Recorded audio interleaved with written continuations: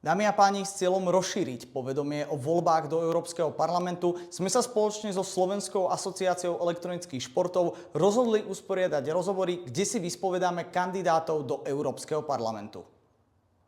Taktiež sme chceli ľuďom priblížiť, že aj medzi politikmi sa nachádzajú hráči. Pozvali sme všetky parlamentné strany a pozvanie prijali Miroslav Žiak za stranu SAS, Erik Kaliňák za stranu Smer SD, Kristián Varady za stranu Progresívne Slovensko a Romana Tabak za stranu SNS. Ja už tu vítam aj jedného z hráčov, a teda politika Erika Kaliňáka, takže ja ťa vítam. Pekný deň prajem. No a budeme vlastne tieto otázky rozdielovať na také 3 segmenty. Máme tu ako prvé herné otázky, tie budem pokladať ja. Následne potom pôjdeme na politické otázky, ktoré má na starosti môj kolega Karol. Ako posledný nás čaká skratkový kvíz. Takže Erik, si pripravený? Áno. Tak poďme rovno na to. Prvá otázka. Tento rok sa na internete objavilo už, dá sa povedať, historické video, kde si komentoval League of Legends turnaj od Y-Games.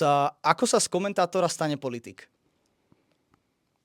Takže asi prestanete hrať z časti, bohužiaľ, čo ma mrzí. Som rád, že sa to video našlo, pretože to bol zrovna ten ročník, kde bol trošku technický problém a myslel som si, že všetky moje múdrosti boli na dobro vymazané. A tak to nejak osud zariadil. De facto je to cez sociálne siete, kde som sa teda stal najprv nejak administrátor a potom som sa do tej politiky trošku zažral. Naštudoval som si lore, aktuálne patch notes a skúsil som to na vlastnú päsť. No. A aké hry okrem League of Legends hrávaš, alebo po prípade hrával si, ak už teraz nemáš moc veľa času? Veľmi veľa času mi zabral Rocket League. Veľmi ma to bavilo. S chalanmi sme hrávali vždy NHL-ku. FIFU som moc nehrával, to otvorene priznám. A medzi moju srdcovku dlhodobo patria všetky Souls hry. To znamená, od Demon Souls som poctivo začal, ešte kúpené, ja neviem, či nejaká japonská verzia, lebo v tejto vôbec nebolo úplne rozšírené. Ale som PlayStation gamer, takže aj Spider-Man novia, čo teraz povychádzali, celkom fajn. No a keby si mal teda vybrať zo širokého repertoáru hier, tak ktorá je tvoja najobľúbenejšia? Určite to bude jedna zo Souls hier. Veľmi by som sa potešil Bloodborne 2, o tom nehovorím, ale taká, čo mi, keď som sa na tú otázku zamýšľal včera, tak som si spomenul na takú prelomovú hru pre mňa a to bolo jednoznačne, že Grand Theft Auto 3. To bola hra, ktorá proste tak nejak redefinovala to, čo je možné vtedy na konzolách a teraz tá 6, keď vyjde, tak to si myslím, že tu bude veľký milník v hrách. Na 6 sa určite všetci veľmi tešíme. V akom veku si v každom prípade hral svoju prvú hru a pamätáš si aj, aká to bola hra? Ja som mal to šťastie, že môj otec sa venoval grafike a takým tým umelým efektom, čo sa týka reklam a tak ďalej. To znamená, že počítač bol našej domácnosti pomerne skoro. Pamätám si, že to bola Amiga. Už presný ročník si nespomeniem a na Amige to bolo veľmi veľa kaziet, čo som tam vystriedal od takého nejakého stolného hokeja, čo sa ešte s myškou som posúval, potom nejaké South versus North, alebo taká nejaká strieľačka, kadečo. Takže tam potom to prešlo PlayStation 1, Tekken 3, veľká vec pre mňa, ale už odvtedy NHL som si naozaj poctivo držal. Bavili sme sa teda o tom, že počas vlastne výkonu tej funkcie tak už moc veľa toho času na hranie nemáš, ale stále vo voľnom čase nájdeš si čas napríklad aspoň na nejakú konzolovku, mobilnú hru? Preskočil som na mobilné hry a som si kúpil taký mobil, ktorý má v sebe tak trošku zabudovaný joystick a gombiky, takže mám veľmi neférovú výhodu, ktorú kompenzujem to, že naozaj toho času veľa nemám. Takže aktuálne som sa nechal dosť uniesť PUBG na mobile. To hrávame s kolegom vždy o takej 11. v noci, aspoň hodinku tomu venujem, že si zahráme PUBG a tam som nejaký ace, neviem čo, takže už nevyhrávam. A samozrejme, my vieme, že ty si v podstate sa aj zúčastnil toho e-športového turnaja ako komentátor. Sleduješ aj e-športy? Sem tam sledujem LoLko, v minulosti viacej, hlavne tie majstrovstvá, teda už tú ligu som nemal úplne šancu sledovať. Najzažranejší som bol práve vtedy, keď vlastne myslím, dúfam, že to bolo G2, alebo Fnatic boli až vo finále, to bolo myslím G2. Tam trošku sklamanie z toho finálneho výsledku, ale vtedy som to naozaj poctivejšie sledoval, odvtedy bohužiaľ stále menej a menej, naozaj nemám toho času toľko a našťastie ma tá práca aj naozaj baví, takže Žiaľ, už veľmi aktuálne naozaj nesledujem, ale bolo to primárne vždy LOLko. Veľmi málo Rocket League. Nie som tá generácia ľudí, ktorá vyrastala na tom, že pozerala niekoho hrať. To sa mňa ešte osobne netýkalo. Ja som vždy chcel hrať. Keď ma niečo oslovilo, som si to kúpil a išiel som hrať. Nie som ten typ človeka, čo vie 2-3 hodiny pozerať nejakého streamera, aj profesionálneho hráča alebo niečo hrať. Môj mladší brat už taký je. Jasné. A ty si tu vymenoval niekoľko známejších športových klubov, takže poznáš aj nejakých profesionálnych hráčov? No ja mám pocit, že na jedných z tých prvých Vice Games sme hrali proti Humanoidovi priamo, čo vlastne potom bol profesionálnym hráčom. Ja som sa pýtal aj chalanov, s ktorými zase zvažujeme, že sa aspoň do online kvalifikácií zapojíme, asi to vyššie nevidím v LoLku aktuálne, že či tam bol ešte niekto iný. Freeze, mám pocit, že vtedy, neviem, či hral, alebo trénoval nejaký tým, niečo také, takže tak, ale inak skôr iba ako divák, fanúšik Recklessa a tak ďalej, takže osobne už viacej nie. OK, v každom prípade, predtým, než si sa samozrejme vydal na tú politickú cestu, tak uvažoval si napríklad, že by z teba mohol byť profesionálny hráč alebo komentátor? No, to komentovanie ma celkom bavilo, ale tým, že som mlkvý typ človeka, čo je paradox aj na politiku, ale proste taký nejaký som, tak asi by to nebola úplne cesta. Čím som sa zaoberal a čo som reálne robil pred politikou, bolo, že som sa vlastne spolu s kamarátmi, ktorým sme veľa hrávali hier, ich to rovno potiahlo do programovania a vždy ich bavilo programovať hry a myslím, že sa tým aj živia.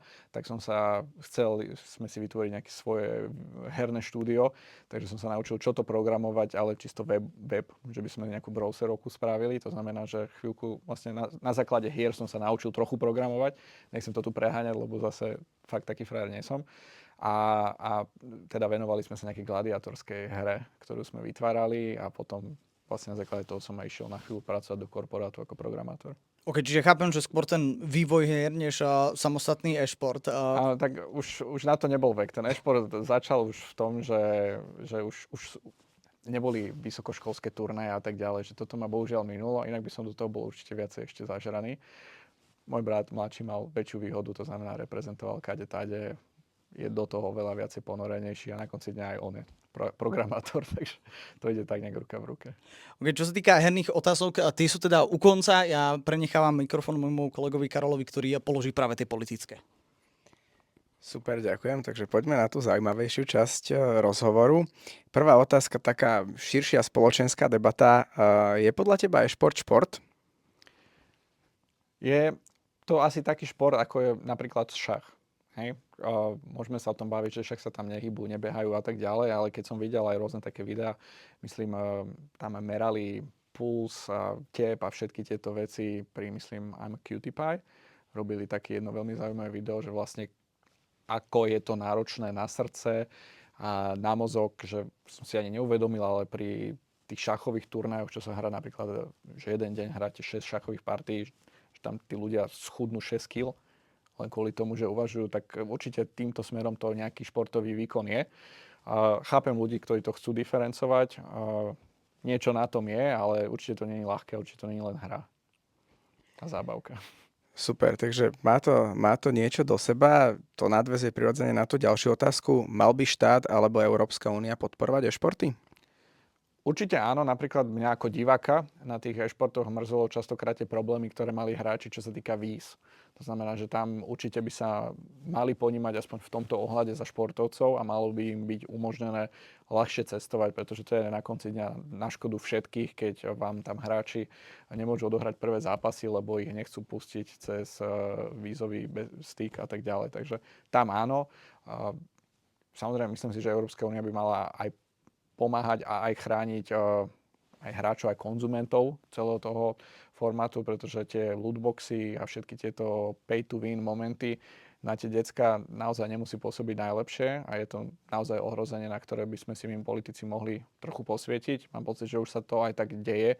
Viem, že v Amerike s tým okolo toho bol veľký spor a tak ďalej. Takže áno, určite je dobré, aby sa politici zamysleli a urezali a upravili tam, kde môžu byť nejaké problémy legislatívu. V Škandinávii teda tie lootboxy už sú zakázané v niektorých krajinách. Zvažujete niečo podobné aj na Slovensku? Tak tam aktuálne nie sme. Teraz vlastne na Slovensku iba vzniká ministerstvo športu, pod ktoré by sme to, myslím si, že mohli zaradiť. A To je legitímna otázka, na ktorou sa určite zamyslím. Neviem, či zakázať, minimálne nech je to transparentné, to sa mi páči, to je taký prvý krok. Nie je to transparentné, nech ľudia vedia, čo si za tie peniaze vlastne kúpujú a aká je šanca. Super, ďakujem. Keď teda sa bavíme o tých e-športoch, možno sme načali aj trošku to negatívne hľadisko. V čom vidíte naopak prínos e-športov pre spoločnosť a to pozitívne hľadisko?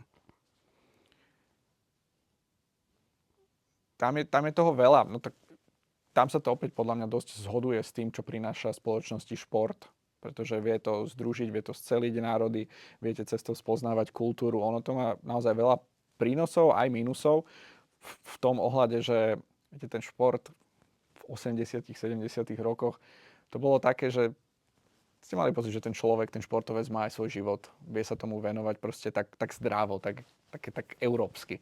Teraz sa pozeráte na tých športovcoch a podávajú tak nadľudské výkony, že vidíte, že proste ten človek nemá nič iné. Musí sa 100% venovať tomu športu, lebo v sekunde, ak to trošku zľahčí, zjemní, tak zrazu už nie je dostatočne dobrý, aby sa udržal v tej najvyššej kategórii a tak ďalej. A to bolo niečo, čo som vnímal napríklad aj priamo pri tom LOLku, keď som to sledoval, že proste nevedeli sme sa dotiahnuť na tých Korejčanov alebo Číňanov, lenže keď som videl tých chalanov, že proste 12 hodín denne tréning, zakázané frajerky a tak ďalej, a potom som videl takých pojašených Európanov, ktorí to robia za 5 korún, pretože sa to tu nikdy poriadne nepodporovalo a dokážu sem tam s nimi zviesť zaujímavý súboj, tak to ma napríklad osobne ako diváka veľmi tešilo. To mi ukazovalo, že my máme ten talent a tú ochotu, ale nie sme stroje. No, tak bolo by dobré, kebyže ten e-šport sa udrží v tej hladine, že nie sme stroje, pretože ísť do toho, že a teraz 12 hodín tréning a tak ďalej, to nemá dobrý dopad na psychiku ani hráčov a ani tých úspešných, nie to už na tých, ktorí na tom stroskotajú. Spomínal si európsku úroveň e-športov, a teda keďže kandiduješ aj do Európskeho parlamentu, tak Európska únia schválila v novembri roku 2022 rezolúciu o e-športoch. Čo si o nej myslíš, alebo ako ju hodnotíš? Sú tam dobré body, dobré pointy, ktoré naozaj majú zmysel. Presne tam aj vlastne sami naznačili, že by bolo dobre vyriešiť tie víza a prejsť na ten systém, že teda sa to pokladá za športovcov. Som rád, že aspoň takouto formou pera na papieri je naznačené, že si uvedomujú vážnosť toho. Tá biznisová stránka e-športu je obrovská. Keď som videl nejaké dokumenty, ktoré to rozoberali, vlastne aký obrovský finančný moloch to môže byť, keď sa do toho zapájajú reklamy a tak ďalej, tak to má svoju váhu a mali by sa tomu politici venovať a nezľahčovať to. Zaujímavá myšlienka bola úplne na konci tej rezolúcie v tom, že vlastne si politici myslia, že by sa práve knižnice mali stať tým priestorom pre tých chudobnejších, kde by teda mal vzniknúť taký ten priestor pre mladých chudobnejších, aby sa oboznámili s elektronickými hrami alebo e-športom, čo je trošku možno zvláštne na mňa, lebo tak si ja knižnice neúplne predstavujem. A mladé decko nadšené, že dala nejaký pentakill alebo niečo, neviem, jak by to tam úplne vyzeralo. Potom bolo trošku tam, otvorene poviem za mňa, v tej rezolúcii bolo cítiť trošku progresivizmu v tom, že tam už ako vyčítali, že málo žien hrá hry a málo je aktívnych športovkyň a málo to sleduje.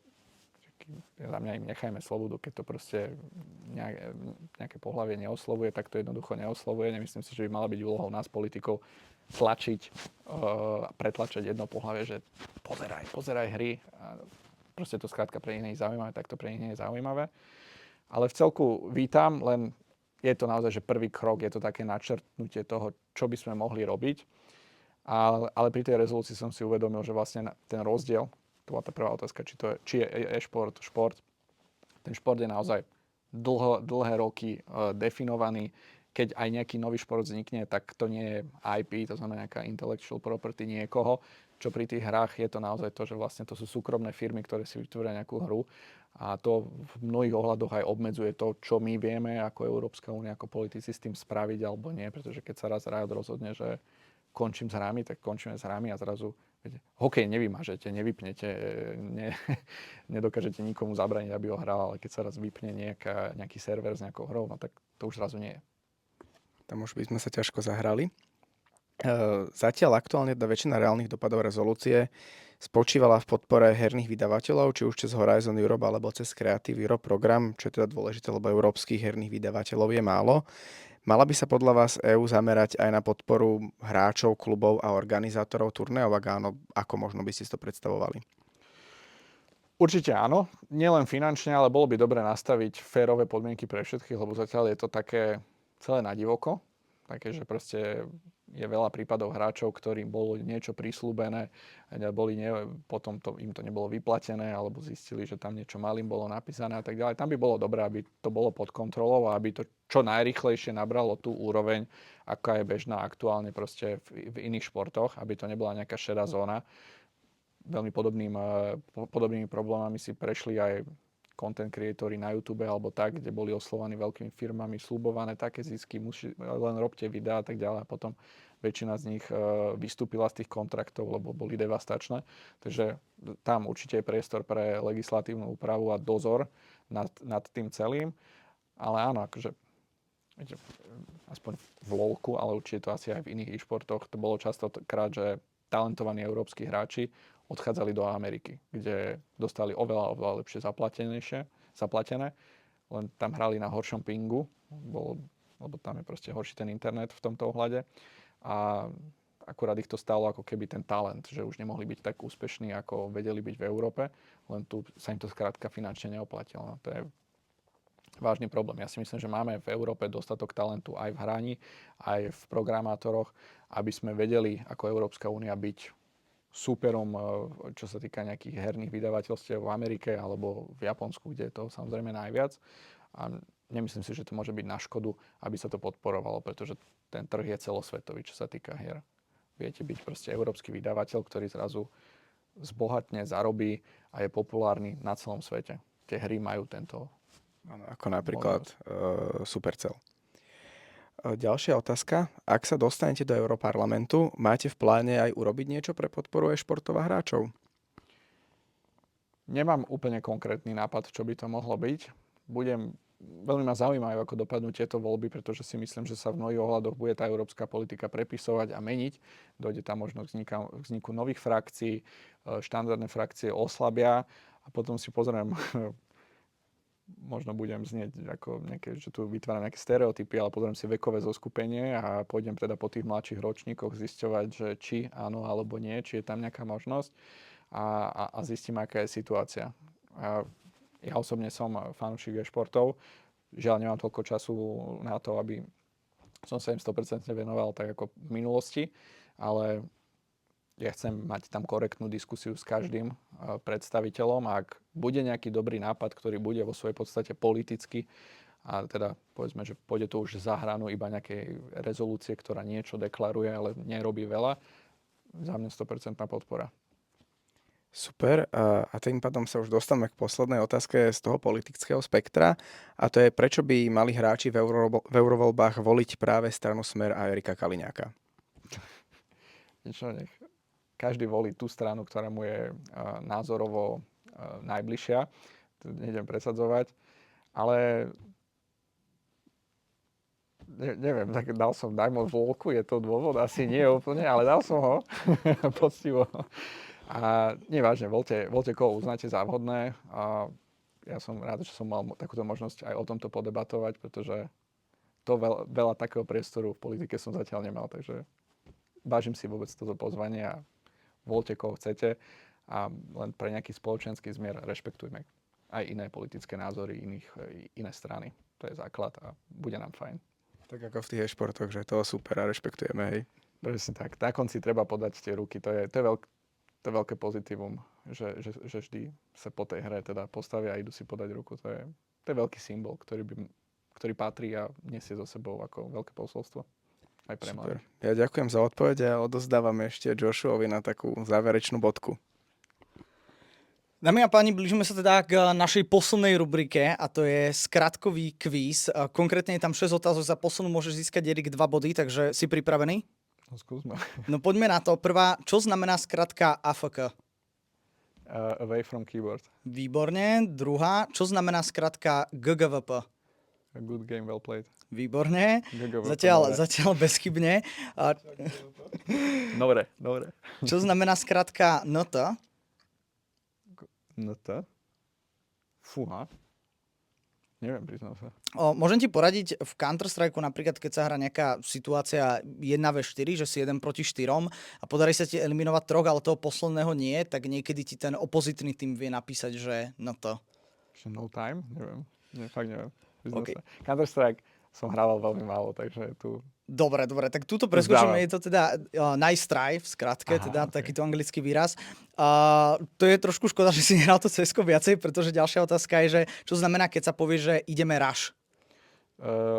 Rush B. Nie, to znamená, že ponáhľame sa, že všetci, aspoň dúfam, že to znamená, lebo to som robil, že sa teraz celý tým posejme a rýchlo utekáme na jeden z tých plant siteov. Áno, je tomu tak, správna odpoveď. No a čo sa znamená, keď sa povie, že sa ide eko? Že si šetríte peniaze, to znamená buď iba pištole, alebo SMGčka boli, myslím, druhé najlacnejšie. Je tomu že si tak? šetríte, aby ste v ďalšom kole mohli nakúpiť viacej AVPčka, neviem čo, a ísť bomby. Výborne vysvetlené na to, že si to CSko teda tak nehral, tak ti to ide dobre. Posledná otázka, za ktorú môžeš získať teda 2 bodíky. Možno nie je problém, že som nehral veľa CSK, ale že som nikdy nebol 1v4 a 3 zabil. Tam bude podľa mňa moja slabina. Dobre, teda poďme na poslednú otázku. Aké najlepšie miesto dosiahla slovenská reprezentácia na majstrovstvách sveta ve športoch a v akej hre to bolo?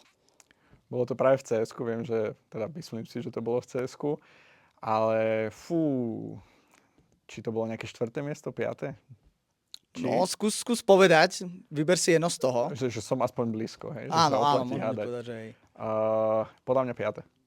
OK, tak v podstate získal si 2 body, pretože áno, bol to Counter-Strike a teda bolo to delené 5. 6. miesto, čiže evidujem to ako správnu odpoveď. No, Stačí bod. strátil si len jeden bodík, takže išlo ti to výborne. Ja by som rád vyzval všetkých našich divákov, aby teda prišli práve 8. júna si odvoliť do Európskeho parlamentu. Ešte raz ďakujem našemu hosťovi Erikovi Kaliňákovi. Ďakujem za pozvanie a všetkých pozdravujem.